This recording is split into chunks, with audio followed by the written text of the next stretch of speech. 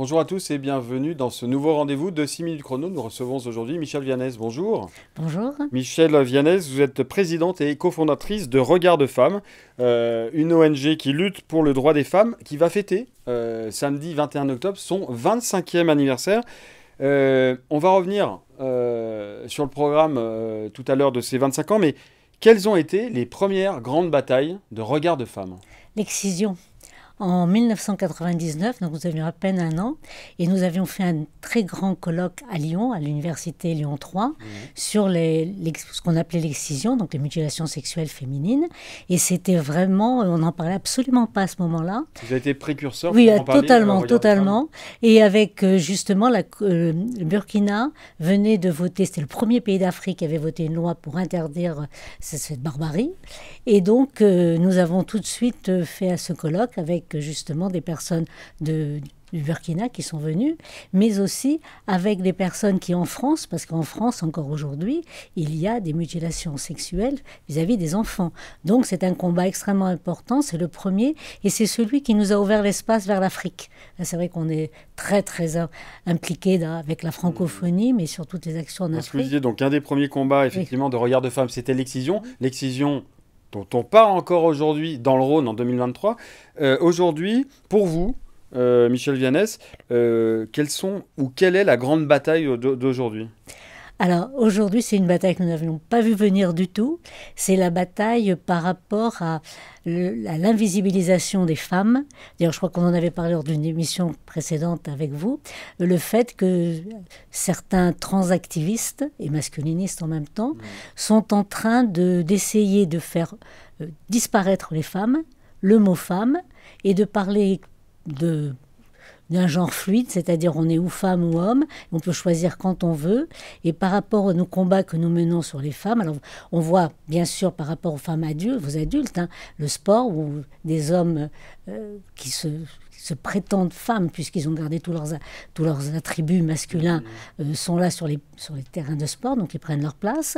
Vous avez en prison aussi maintenant des hommes qui se déclarent femmes et qui se trouvent dans les prisons de femmes, etc. Mais nous, surtout, c'est par rapport aux enfants et aux fillettes et aux jeunes filles, puisque à partir de 14 ans, vous avez des mastectomies, l'ablation de poitrine de jeunes filles saines, parce que sur les réseaux sociaux, on leur explique qu'elles sont C'est-à-dire mal que ce dans sont leur des corps. adolescentes Voilà, qui, ils sont comme l'adolescence, on est mal à dans un leur moment de peau. questionnement Oui. et qui se posent des questions Ouais. sur leur genre. Et il y a certaines officines, Oui. via les réseaux sociaux, qui les poussent à Voilà. suivre des opérations. Oui, surtout que c'est souvent des jeunes filles qui ont une attirance pour d'autres du même sexe, et donc et qui sont lesbiennes.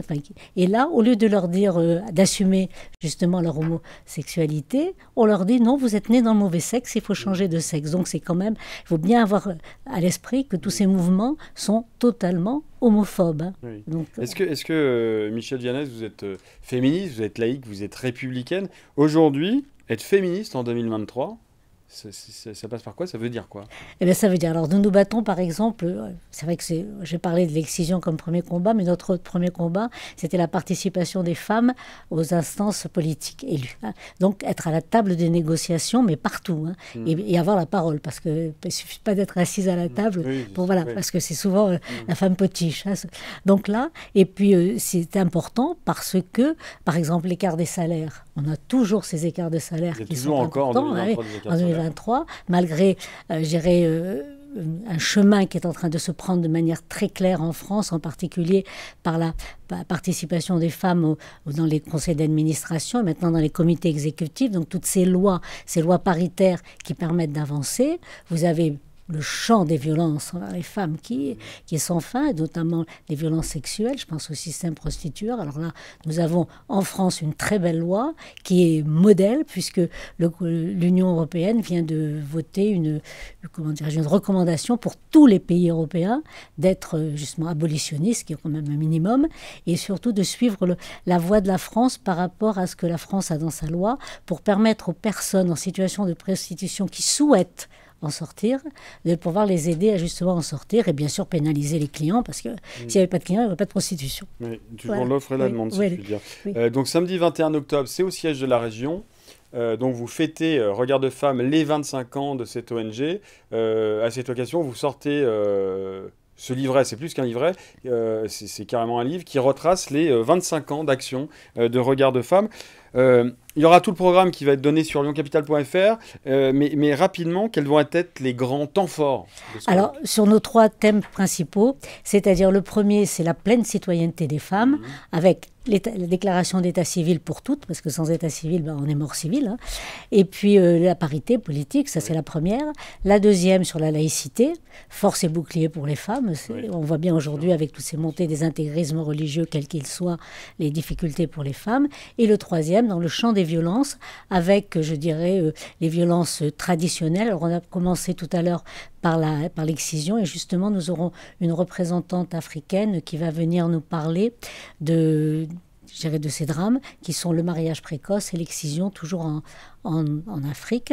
Et peut-être sur la laïcité, je tenais à dire que c'est international, et nous aurons une représentante iranienne, Iris Farkondé, qui sera avec nous. Donc voilà, en tout cas, merci beaucoup, c'est le mot de la fin. Vous retrouvez évidemment le programme entier de ce colloque qui aura lieu samedi 21 octobre au siège de la région pour les 25 ans de Regard de Femmes. Ça sera sur www.lyoncapital.fr. Merci beaucoup, Michèle Vianney. Merci à vous. Au revoir, bonne journée.